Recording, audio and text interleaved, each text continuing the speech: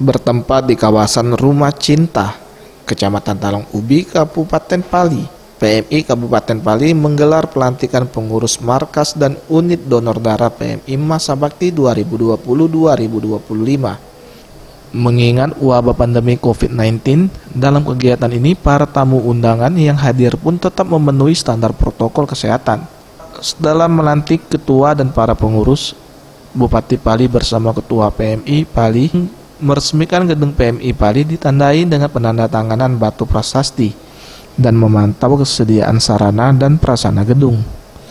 Ketua PMI Pali Sri Kustina mengucapkan terima kasih atas antusias para pendonor yang sejauh ini telah diketahui sebanyak 165 pendonor yang sudah terdaftar.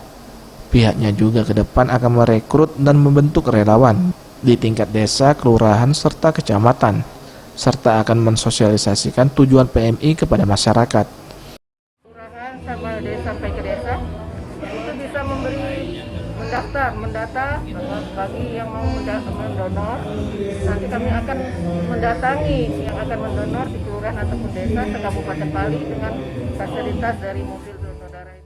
Sementara itu, Bupati Pali Heri Amalindo berharap dengan adanya PMI Kabupaten Pali kiranya dapat memenuhi kebutuhan darah pada masyarakat.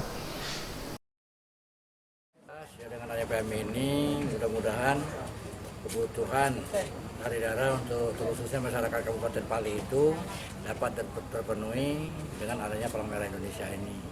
Di mana kita lihat tadi ada 165 lebih para pendonor untuk menyumbangkan darahnya untuk membantu.